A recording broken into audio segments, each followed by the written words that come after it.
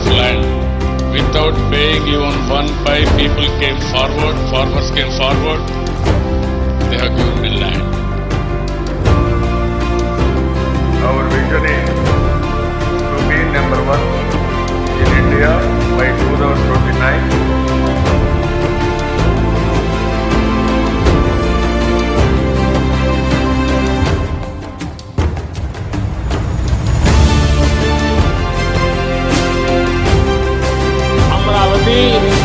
नए रंग रूप के साथ, नए आधुनिक साज सज्जा के साथ आंध्र के आशा अपेक्षा का केंद्र बिंदु बनने जा रही है और एक प्रकार से सच्चे अर्थ में पीपल्स कैपिटल बनने जा रही है।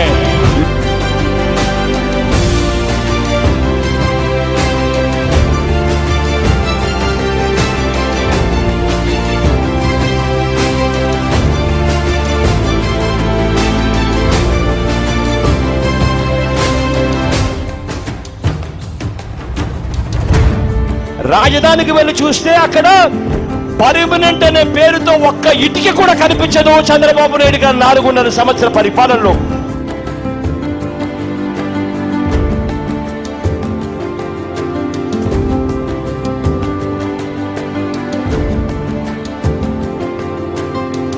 ఎక్కడ ముఖ్యమంత్రిగా నేను మాట్లాడుకున్నప్పుడు 1850 ఎకరాలు సరిపోతే అక్కడ మనకి ఫారెస్ట్ ల్యాండ్ ఉంది, దాన్ని డీనోటిఫికేషన్ చేస్తే ఒక్క రైతుని ఇబ్బంది పెట్టక్కర్లేదు. రోమ్ నగరం ఒక రోజులో నిర్మితం కాలేదు, కొన్ని దశాబ్దాలు పట్టింది, కొన్ని శతాబ్దాలు పట్టింది. హైదరాబాద్ 70-80 సంవత్సరాలు పట్టింది. ఇది మీరు ఎంత అభివృద్ధి చేద్దాం అనుకున్నా తక్కువలో తక్కువ కనీసం 30 సంవత్సరాలు పడుతుంది.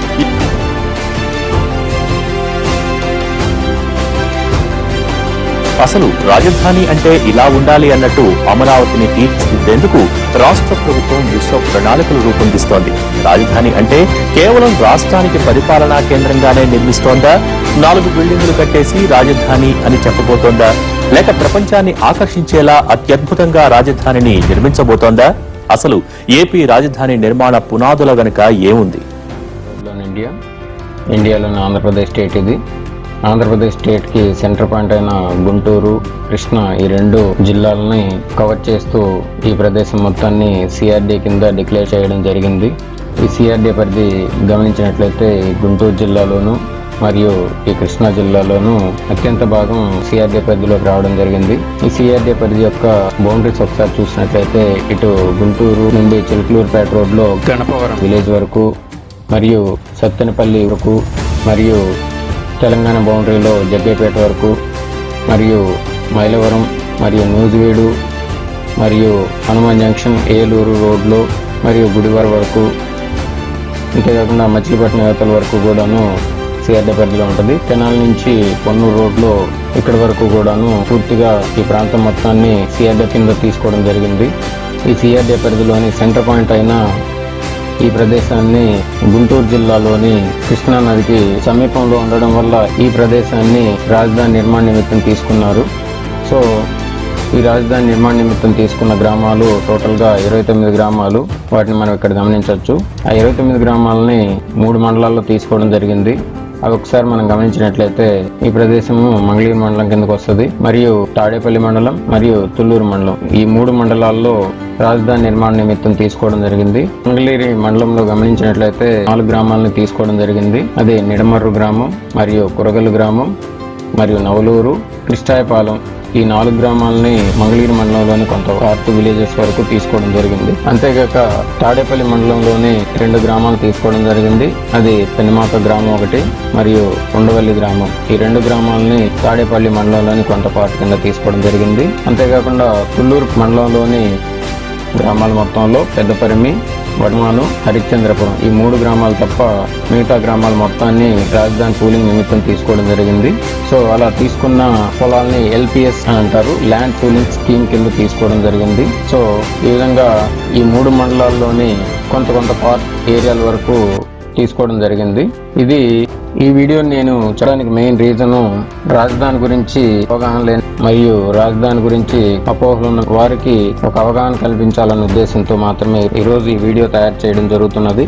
అది మనం ఒకసారి గమనించినట్లయితే రాజధాని నిర్మాణం నిమిత్తం తీసుకున్న 3 మండలాల్లోని 29 గ్రామాలను ఒకసారి గమనించినట్లయితే ఇది నిడమరు గ్రామం, మరియు నిడమరు గ్రామం యొక్క గ్రామ కంఠం ఇది, రెసిడెన్షియల్ హ్యాబిటేషన్ ఏరియా అంటారు. మరియు నిడమరు గ్రామ రెవెన్యూ బౌండరీని ఒకసారి గమనించినట్లయితే ఈ ప్రదేశం మొత్తం కూడా నిడమరు గ్రామ రెవెన్యూ బౌండరీ. అలాగే కురగల్లు గ్రామం దాని యొక్క రెవెన్యూ బౌండరీ ఇదంతాను.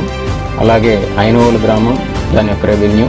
అలాగే శాఖమూరు, నేలపాడు, తుళ్ళూరు చాలా పెద్ద రెవెన్యూ.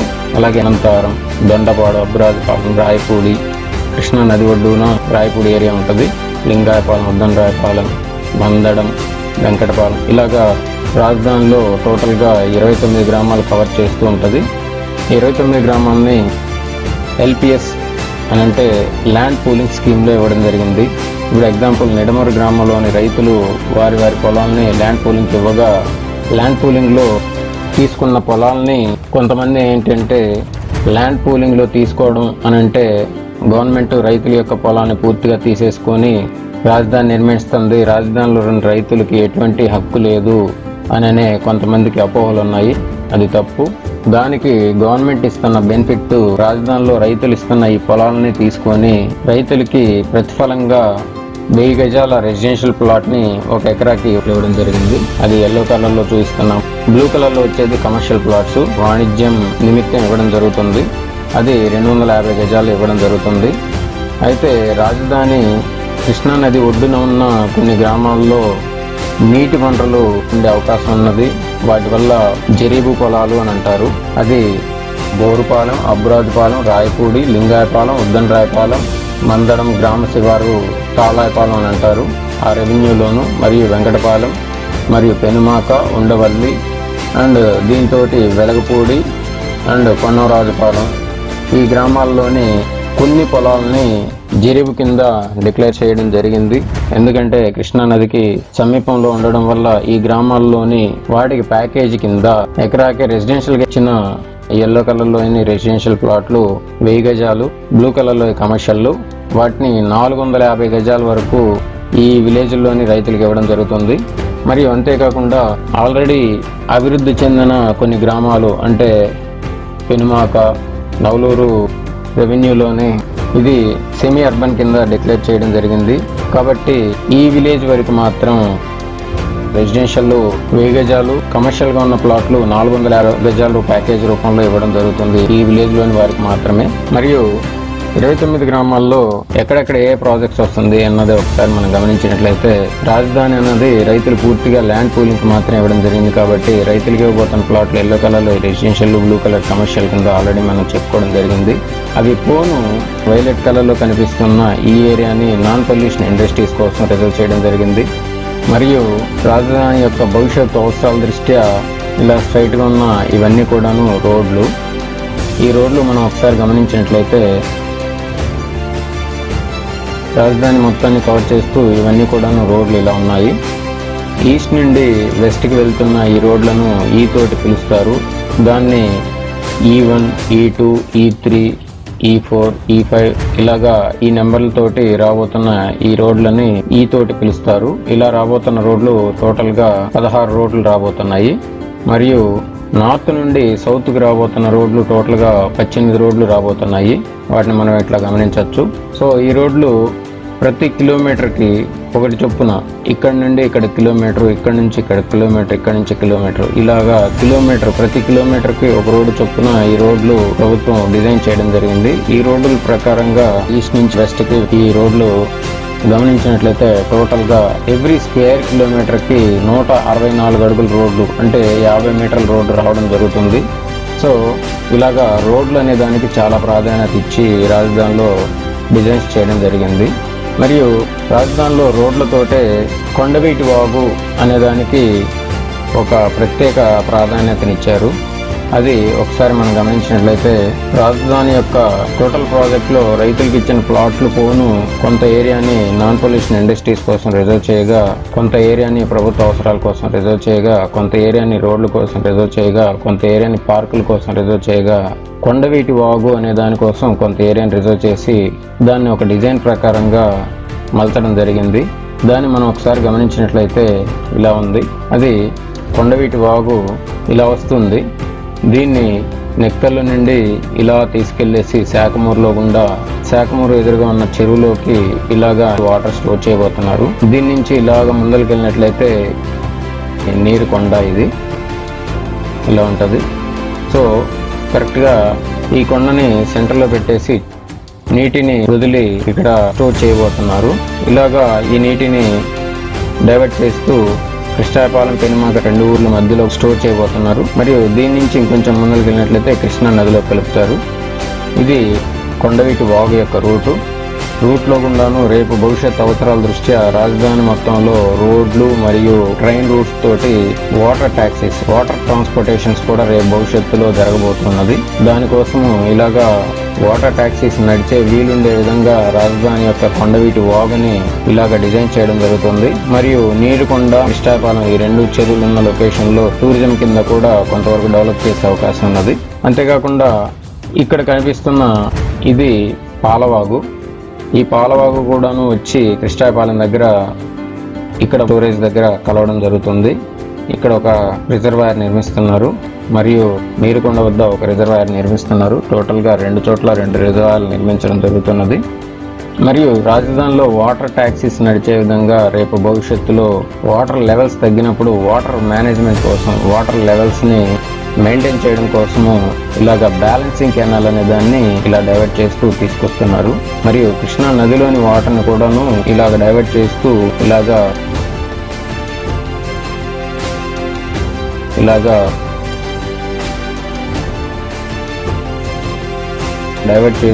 ఇలాగా శాఖమూరు చెరువు వరకు తీసుకురావడానికి ఇక్కడ కూడా ఒక ప్రపోజల్ పెట్టున్నారు. ఓవరాల్ గా ఇది కొండవీటి వాగు యొక్క ప్రాధాన్యత. రాజధాని భవిష్యత్తు త్రాగునీటి అవసరాల దృష్ట్యా కూడా ఈ కొండవీటి వాగు అవసరం ఎంతైనా ఉంటుంది. సో ఇది మొత్తం కూడాను రాజధానిలో రేపు రాబోతున్న కొండవీటి వాగు యొక్క రూటు.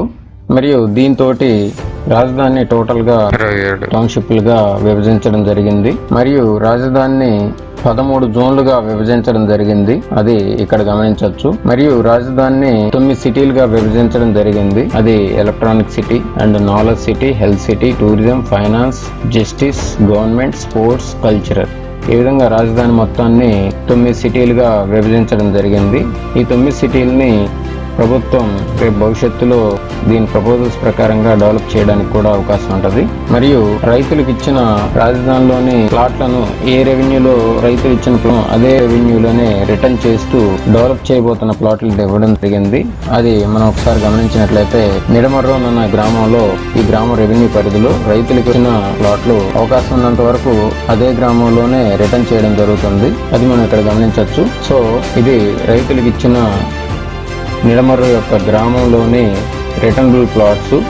ఈ ప్లాట్లు మనం ఇక్కడ గమనించినట్లయితే రైతులకు ఇచ్చిన yellow colour residential, blue colour commercial.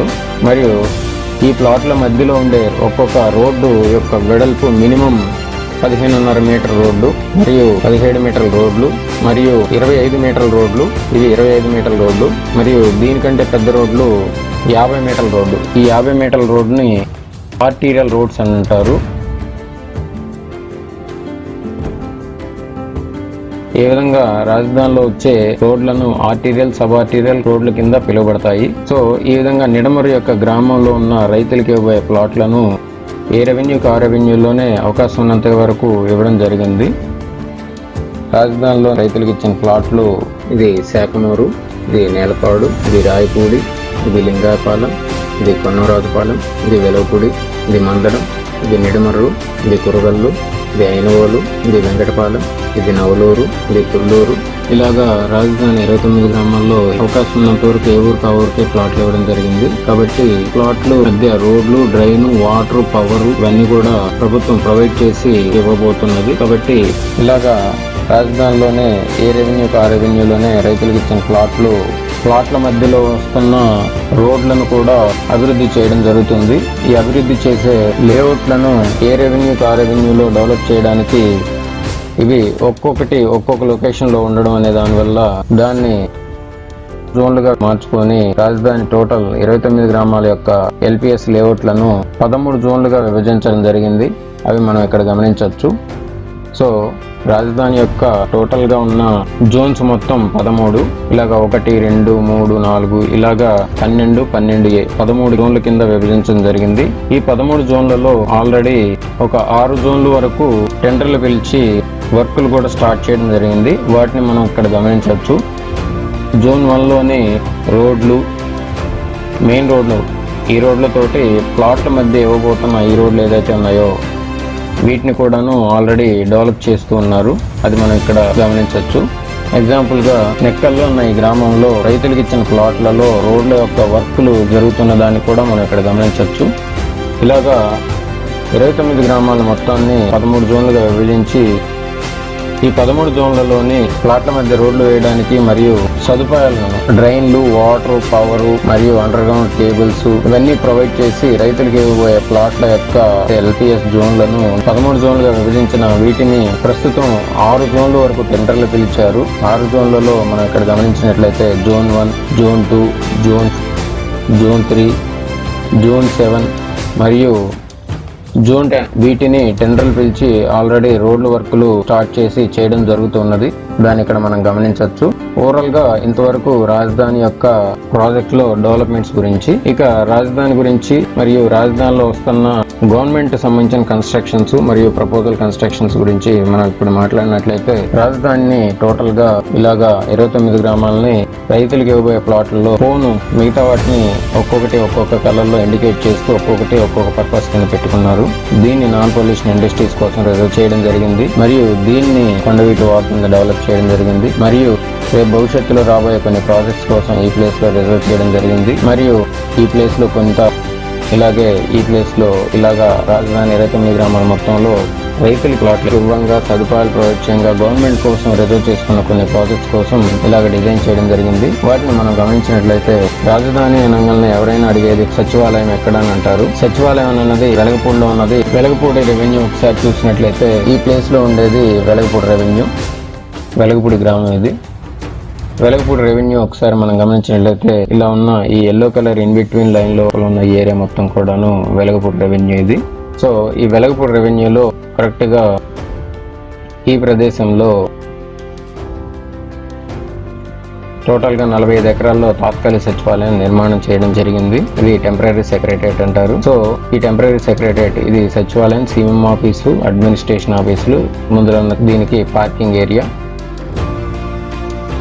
So ఇది తాత్కాలిక సచివాలయం అన్నది మనందరికి ఐడియా ఉంది. సో అలాగే తాత్కాలిక సచివాలయం ఉన్న ఈ ప్లేస్ కి అత్యంత సమీపంలో గవర్నమెంట్ ఇలాగా ఈ ప్లేస్ మొత్తాన్ని రిజర్వ్ చేసి 12 గవర్నమెంట్ కోర్ ఏరియా అనేది ఈ ప్లేస్ లో నిర్మాణం చేయడం జరుగుతున్నది. దాన్ని ఇక్కడ మనం గమనించవచ్చు. ఈ ప్రదేశం మొత్తము ఈ కింద నుండి పై వరకు ఉన్న ఇది మొత్తం కూడాను 9 కిలోమీటర్ల పొడవున ఉండే గవర్నమెంట్ కారిడార్ ఏరియా. సో దీన్ని మనం ఇక్కడ గమనించినట్లయితే ఇది కృష్ణా నదికి ఆనుకొని ఇది ఇలా ఉన్న దీన్ని కరకట్ట ఎల్లో లైన్ అని అన్నది కరకట్ట ఆనుకొని CM రెసిడెన్సీ కోసం రిజర్వ్ చేయడం జరిగింది మరియు రాజ్భవన్ కోసం రిజర్వ్ చేసింది. మరియు రాజ్భవన్కి కిందకు వచ్చినట్లయితే రాయపూడి ఊరిది. రాయపూడి ఊరికి కరెక్ట్ గా ఈశాన్యం మూలలో ఈ ప్లేస్ లో APNRT అని 33 ఫ్లోర్స్ లో IT టవర్స్ కన్స్ట్రక్షన్ చేయబోయే ప్లేస్. దీన్ని ఆల్రెడీ డిక్లేర్ చేసి శంకుస్థాపన కూడా చేయడం జరిగింది. ఇలా ఉంటుంది APNRT టవర్ ఇది. సో ఇది రాయపూడి ఊరిది. రాయపూడి ఊరికి ఆగ్నేయ మూలలో ఉన్న ఈ ప్లేస్ లో AES residency all India services సంబంధించిన ఎంప్లాయీస్ కోసం కన్స్ట్రక్షన్ చేస్తుంది. మొత్తం 6 టవర్లు G+12 ఫ్లోర్స్ తోటి కన్స్ట్రక్షన్ చేస్తున్న ప్రదేశం ఇది. దీన్ని మనం గ్రౌండ్ లో గమనించినట్లయితే ఆల్రెడీ ఈ ప్లేస్ లో వర్కులు జరుగుతూ ఉన్నది. మనం ఇక్కడ గమనించవచ్చు. ఈ ప్రదేశము G+12 ఫ్లోర్స్ తో కన్స్ట్రక్షన్ చేస్తున్న ప్రదేశం ఇది. ఆల్రెడీ వర్కులు జరుగుతూ ఉంది. దీని తర్వాత ముందరికి వెళ్ళినట్లయితే ఇలా కృష్ణా నది నుంచి వెనక్కి వచ్చినట్లయితే ఇది MLA అండ్ MLC's క్వార్టర్స్ సంబంధించిన కన్స్ట్రక్షన్ ఏరియా. మొత్తం 12 టవర్లో వర్క్ జరుగుతున్నది. మరియు దీన్ని ఆనుకొని ఉన్న దీన్ని CRD జోనల్ ఆఫీస్ కింద ఈ టవర్ ని కన్స్ట్రక్షన్ చేస్తున్నారు. మరియు ఈ AES రెసిడెన్సీస్ కింద ఆనుకొని ఉన్న దీన్ని AES ప్రిన్సిపల్ సెక్రటరీస్ బంగ్లాస్ కిందను మరియు ఏఎస్ సెక్రటరీస్ బంగ్లాస్ కింద ఈ ప్లేస్లో ఉన్న ఈ బంగ్లాలని కన్స్ట్రక్షన్ చేస్తున్నారు. దాని కిందకు వచ్చినట్లయితే ఇలా కనిపిస్తున్న ఇది పాలవాగు. ఇలా కనిపించేది మొత్తం కూడాను ఈ పాలవాగు సమీపంలో అసెంబ్లీ కన్స్ట్రక్షన్ చేయడం జరుగుతుంది. వ్యూయింగ్ టవర్ తోటి అసెంబ్లీ కన్స్ట్రక్షన్ అనేది ఇలా రాబోతుంది. ఇది పర్మనెంట్గా కట్టబోతున్న అసెంబ్లీ. ఈ ప్లేస్లో ఇలాగా కన్స్ట్రక్షన్ చేయడం జరుగుతుంది. మరియు దీనికి ఆనుకొని తుళ్ళూరు ఊరు నుండి ఎదురుగా ఉన్న ఈ ప్లేస్లో 5 టవర్లని కోసం G+49 ఫ్లోర్స్తో రాబోతుంది సీఎం ఆఫీసు. మరియు దీని పక్కనున్న ఈ 4 టవర్లను హెచ్ఓడీస్ కోసం G+39 ఫ్లోర్స్ కన్స్ట్రక్షన్ చేయడం జరుగుతున్నది. దీన్ని టోటల్గా గవర్నమెంట్ సిటీ అని అంటారు. సో దీని నుండి కిందకి స్టార్ట్ అయ్యేది జస్టిస్ సిటీ అని అంటారు. ఈ జస్టిస్ సిటీలో రాబోతుంది హైకోర్టు. ఈ ప్లేస్లో హైకోర్టు కన్స్ట్రక్షన్ చేయడం జరుగుతున్నది. ఇలా ఉంటుంది, దాన్ని ఇక్కడ మనం గమనించవచ్చు. సో హైకోర్టు అనేది రేపు పర్మనెంట్గా కట్టబోయే హైకోర్టు ఈ ప్లేస్లో రాబోతుంది. హైకోర్టు కట్టడం కంటే ముందుగా తాత్కాలికంగా కడుతున్న దీన్ని జ్యుడిషియల్ కాంప్లెక్స్ అని అంటారు. ఈ పర్మనెంట్ హైకోర్టుకి అత్యంత దగ్గరలో ఉంటుంది. రేపు భవిష్యత్తులో ఇది జ్యుడిషియల్ కాంప్లెక్స్ సిటీ సివిల్ కోర్టుగా మారే అవకాశం ఉంది. దాని కిందకు వచ్చినట్లయితే కరెక్ట్గా నేలపాడు అన్న రెవెన్యూ. నేలపాడు రెవెన్యూలో నేలపాడు అన్న గ్రామానికి కరెక్ట్గా ఎదురుగా ఈస్ట్ వైపున మొత్తం 21 టవర్లుగా నిర్మిస్తున్నది G+12 ఫ్లోర్తో రాబోతున్న నాన్ గెస్టెడ్ ఆఫీసెస్ సంబంధించిన క్వార్టర్స్ కన్స్ట్రక్షన్ చేయబోతున్న ప్లేస్ ఇది. మరియు దాని కింద వస్తున్నది గ్రూప్ డి హౌసింగ్ సంబంధించిన కన్స్ట్రక్షన్స్ ప్లేస్ ఇది. మరియు దానికి ఈస్ట్ వైపున ఉన్న ఇది గెస్టెడ్ ఆఫీసర్స్ సంబంధించిన క్వార్టర్స్ ప్లేస్ ఇది. సో దాని కిందకు వచ్చినట్లయితే ఈ పింక్ కలర్లో ఉన్నది స్మృతి వనం 20 ఎకరాలు. దీనిలో అంబేద్కర్ స్టాచ్యూ రాబోతున్నది. టోటల్గా ఇక్కడ కనిపించేది శాఖమూరు ఊరు ఎదురుగా ఇది శాఖమూరు పార్క్ అంటారు. ఇది టోటల్గా 200 ఎకరాల్లో నిర్మించబోతున్న పార్క్ ఇది శాఖమూరు పార్క్ అంటారు. ఈ శాఖమూరు పార్క్లో క్రాఫ్ట్ బజారు, star hotels, children play area ఇలాగా ఎన్నో కన్స్ట్రక్షన్స్ కూడా దీనిలో రాబోతుంది. మరియు ఈ గెస్టెడ్ ఆఫీసర్స్కి మరియు ఈ పార్క్కి రెండింటికి మధ్యలో ఉన్న ఈ ప్లేస్లో కరెక్ట్గా NID national institute of designing కోసము 50 ఎకరాలు కేటాయించడం జరిగింది. ఈ NIDకి కేటాయించిన స్థలంలో ఆల్రెడీ కన్స్ట్రక్షన్స్ కూడా జరుగుతున్నాయి. దాన్ని ఇక్కడ మనం గమనించవచ్చు. ఇలాగా NID అనేది ఇక్కడ దొరుకుతుంది. మరియు అలాగే శాఖమూరు పార్క్ కి మరియు ఐనవోలుకి రెండింటికి మధ్యలో ఇలా కనిపించే పింక్ కలర్ మొత్తము విట్టి యూనివర్సిటీ. టోటల్ గా 200 ఎకర్స్ ల్యాండ్ కేటాయించడం జరిగింది. దీన్ని 2 phases లో డెవలప్ చేస్తున్నారు. ఆల్రెడీ దీంట్లో 2 టవర్ల కన్స్ట్రక్షన్ కూడా కంప్లీట్ అయిపోయింది. గత ఏడాది నుండి క్లాసులు స్టార్ట్ అయినాయి. ఈ ఏడాది తరగతులు కూడా జరుగుతూ ఉన్నాయి. మరియు దాని కిందకు వచ్చేసినట్లయితే ఈ ప్లేస్ ఏదైతే ఉన్నదో ఇది నీరుకొండ. నీరుకొండకి కరెక్ట్గా ఈశాన్య మూలలో కొండవీటి వాగు నార్త్ సైడ్ నీళ్లు పారుతూ ఉంటే సౌత్ సైడ్ టోటల్గా 200 ఎకరాల్లో ఈ పింక్ కలర్ ఏరియా మొత్తం కూడాను SRM యూనివర్సిటీ కింద తీసుకొని ఆల్రెడీ కన్స్ట్రక్షన్స్ కూడా ఇలాగ చేస్తున్నారు. ఇది మెయిన్ క్యాంపస్ మరియు దీని వెనుకన్నది హాస్టల్స్ బిల్డింగ్స్. ఇది టోటల్ గా SRM యూనివర్సిటీ. మరియు దానికి ఇంకా ముందరకు వచ్చినట్లయితే ఈ ప్లేస్ ఏదైతే ఉన్నదో ఇది అమృత యూనివర్సిటీ. దీనికి టోటల్ గా 200 ఎకర్స్ కేటాయించడం జరిగింది. మరియు ఫేమస్ లండన్ కింగ్స్ హాస్పిటల్ వారి UK ఇండో హెల్త్ ఇన్స్టిట్యూషన్ కి రిజర్వ్ చేసిన ప్లేస్ అనేది ఈ ప్లేస్ లో వస్తుంది. సో ఇది అమృత యూనివర్సిటీ మరియు ఇది SRM యూనివర్సిటీ మరియు ఇది విచ్ యూనివర్సిటీ. ఐనవోలు ఊరికి కరెక్ట్గా ఆగ్నేయంలో ఈ ప్లేస్లో SCL కంపెనీ కోసం 20 ఎకరాల ల్యాండ్ని రిజర్వ్ చేయడం జరిగింది. సాఫ్ట్వేర్ కంపెనీ ఇది. సో ఇది టోటల్గా 1 కిలోమీటర్ వెడల్పుతోటి 9 కిలోమీటర్ల పొడవున రాబోతున్న ఈ మొత్తం AGC అంటారు. ఇది తాత్కాలిక సచివాలయం ఏరియా. దీంతో ఇక కృష్ణా నదికి కరెక్ట్గా ఆనుకొని 6.5 కిలోమీటర్ పొడవున రాబోతున్న దీన్ని సీడ్ క్యాపిటల్ ఏరియా అని అంటారు. ఇలా ఉంటుంది. కరెక్ట్గా కృష్ణా నదికి ఆనుకొని ఈ ప్లేస్ ఏదైతే ఉందో ఈ బ్లూ కలర్ ఏరియా మొత్తం కూడాను సీడ్ క్యాపిటల్ ఏరియా. సో ఈ సీడ్ క్యాపిటల్ ఏరియాలో ఇలా కనిపిస్తున్న ఈ బ్లూ కలర్ ఏరియా మొత్తము మైస్ హబ్ అంటారు. ఇది 40 ఎకరాల చిల్లల్లో రేపు కన్స్ట్రక్షన్ చేయబోతున్న ల్యాండ్ ఏరియా ఇది. దీన్ని మైస్ హబ్ అంటారు. కన్వెన్షన్ సెంటర్ ఇది. మరియు ఇదే సీడ్ క్యాపిటల్లో కొన్ని స్టార్ హోటల్స్ కోసం ల్యాండ్ రిజర్వ్ చేయగా మెజారిటీ ల్యాండ్ 1691 ఎకరాలు ల్యాండ్ని సింగపూర్ వాళ్ళ కోసం కేటాయించడం జరిగింది. ఈ పింక్ కలర్ కనిపిస్తున్న ఏరియా మొత్తము కృష్ణా నదికి ఆనుకొని ఇలా కనిపిస్తున్న ఏరియా స్టార్ట్అప్ ఏరియా అని అంటారు. ఇది స్టార్ట్అప్ ఏరియా. సో దీన్ని 3 ఫేసెస్ లో డెవలప్ చేయడానికి సింగపూర్ వాళ్ళకి ఇవ్వడం జరిగింది మన ఏపీ గవర్నమెంట్. అలాగా ఎంఓఏ చేసుకున్నారు.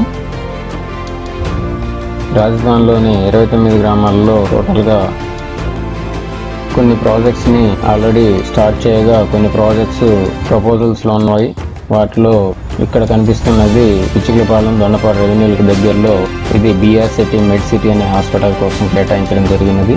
అలాగే ఇక్కడ కనిపించే ఒక్కొక్క పర్పస్ కింద ఒక్కొక్క కంపెనీకి మరియు ఒక్కొక్క యూనివర్సిటీ కోసం ల్యాండ్ రిజర్వ్ చేయడం జరిగినది. ఇలా కనిపించే ఏరియాల్లో టోటల్గా ఇక్కడ మనం గమనించినట్లయితే ఇది 29 గ్రామాలకు సంబంధించిన రాజధాని యొక్క డిజైన్ ఇది. సో ఈ డిజైన్లో రోడ్ల గురించి చూసినట్లయితే రోడ్లు అనే దానికి చాలా ప్రాధాన్యత ఇచ్చారు.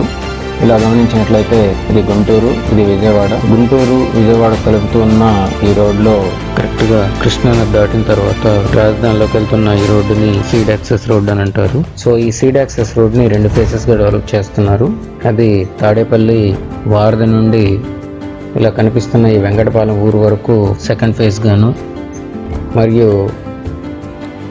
ఈ వెంకటపాలెం ఊరు నుండి ఇలా సీడ్ క్యాపిటల్లో గుండా గవర్నమెంట్ కారిడార్ ఏరియాలో గుండా ఇలా ముందరికి వెళ్ళినట్లయితే దొండపాడు పిచ్చికలపాలెం వరకు ఫస్ట్ ఫేజ్గా ఆల్రెడీ ఈ రోడ్డుని చాలా వరకు పూర్తి చేయడం జరిగింది. ఈ రోడ్డు టోటల్గా వారధి నుండి పిచ్చికలపాలెం వరకు 21 కిలోమీటర్ల పొడవు ఉంటుంది. సీడ్ యాక్సెస్ రోడ్ని ఇంకా డీటెయిల్గా చూసినట్లయితే గుంటూరు విజయవాడని కలుపుతున్న ఈ రోడ్లో కరెక్ట్గా వారధి దాటిన తర్వాత ఈ ప్లేస్ నుంచి రాజధానికి ఒక యాక్సెస్ రోడ్ ఇస్తున్నారు. ఈ యాక్సెస్ రోడ్డు ఫస్ట్గా ఉండవల్లి రెవెన్యూలోకి ఎంటర్ అవుతుంది. ఇది మొత్తం ఉండవల్లి రెవెన్యూ. దీని తర్వాత ఈ లైన్ స్ట్రైట్ వెళ్ళినట్లయితే పెనుమాక రెవెన్యూలోకి వెళ్తూ ఉన్నది. ఇది పెనుమాక రెవెన్యూ. సో ఇది కనిపించేది కృష్ణా నది ఒడ్డున ఆశ్రమం ఎదురు నుంచి ఇది వెంకటపాలెం రెవెన్యూ స్టార్ట్ అవుతుంది. ఇలా ఉంటుంది. సో దీని నుంచి స్టార్ట్ అయ్యి వెళ్తున్న ఈ రోడ్డు సీడ్ యాక్సెస్ రోడ్ అని అంటారు. ఈ రోడ్డు ఆల్రెడీ మనం సైట్లో కూడా ఫిజికల్గా చూసుకోవచ్చు.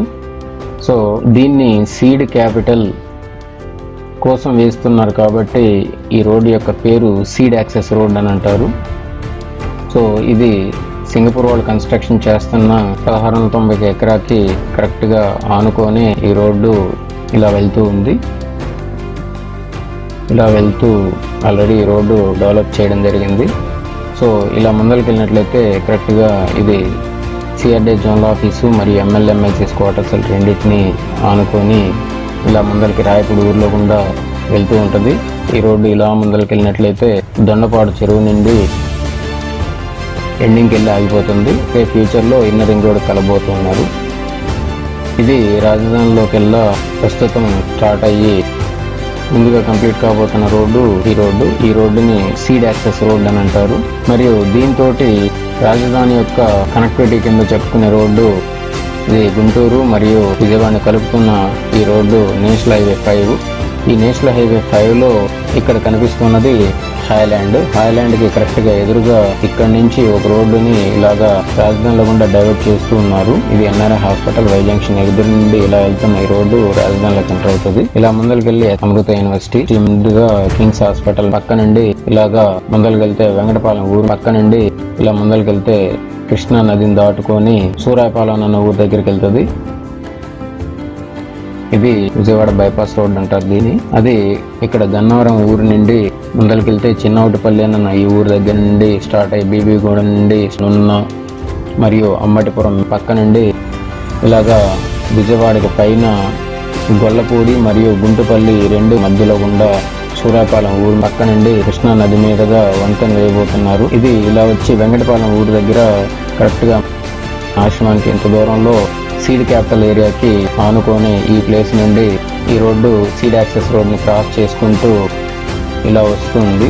ఇలా వస్తూ కరెక్ట్గా అమృత యూనివర్సిటీకి ఆనుకొని కింగ్స్ హాస్పిటల్కి ఆనుకొని దీని ముందల నుండి ఇలా వచ్చి ఈ రోడ్డు ఇటు ఎన్ఆర్ఐ హాస్పిటల్కి మరియు హాయ్లాండ్ ఎదురుగా నేషనల్ హైవే 5ని కలవబోతున్నది. ఇది కాజా చినకాకని 2 గ్రామాల మధ్యలో కరెక్ట్గా ఈ ప్లేస్లో ఇన్నర్ రింగ్ రోడ్ని కలవబోతున్నది. సో ఇలా రాబోతున్న ఈ రోడ్డుని విజయవాడ బైపాస్ రోడ్ అని అంటారు. అలాగే రాజధాని యొక్క ట్రాఫిక్ ని తట్టుకోగలిగే మరొక పెద్ద రోడ్డు పినమాక నుంచి రాబోతున్న రోడ్డు ఇది. ఈ రోడ్డుని రాజధాని యొక్క భవిష్యత్ అవసరాల దృష్ట్యా రాజధాని అనేది 100 నుండి 150 సంవత్సరాల ఫ్యూచర్ ని దృష్టిలో పెట్టుకుని వేయబోతున్న పెద్ద రోడ్డు ఇది. మేజర్ ఆర్టీరియల్ రోడ్ అంటారు దీన్ని. ఈ రోడ్డు యొక్క వెడల్పు దగ్గర 200 అడుగులు వస్తుంది. E5 రోడ్ అంటారు దీన్ని. ఇది గుంటూరు మరియు విజయవాడ ఈ రెండింటిని కలుపుతున్న ప్రకాశం బ్యారేజ్ రోడ్ లో కరెక్ట్ గా నులకపేట అన్న ఈ ఊరు పక్కగా ఇలా ముందరకు వచ్చినట్లయితే పినమాక ఉండవల్లి నుండి వెళ్తున్న ఈ రోడ్డు కరెక్ట్ గా పినమాక నుండి దాటుకున్న తర్వాత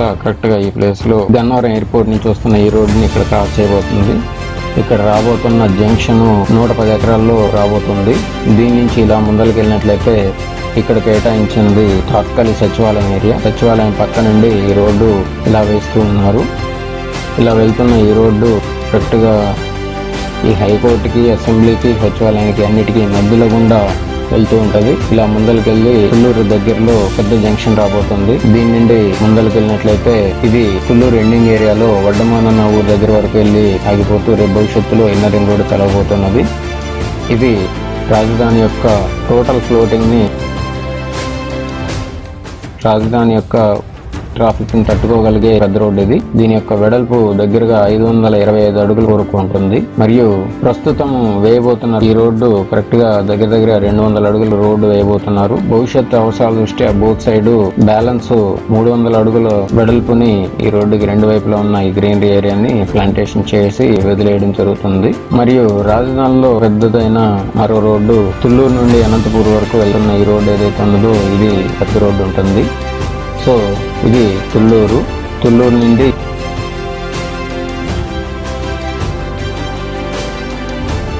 అనంతపూర్కు వెళ్తున్న ఈ రోడ్డు కూడాను పెద్ద రోడ్డుగా వేయబోతున్నారు.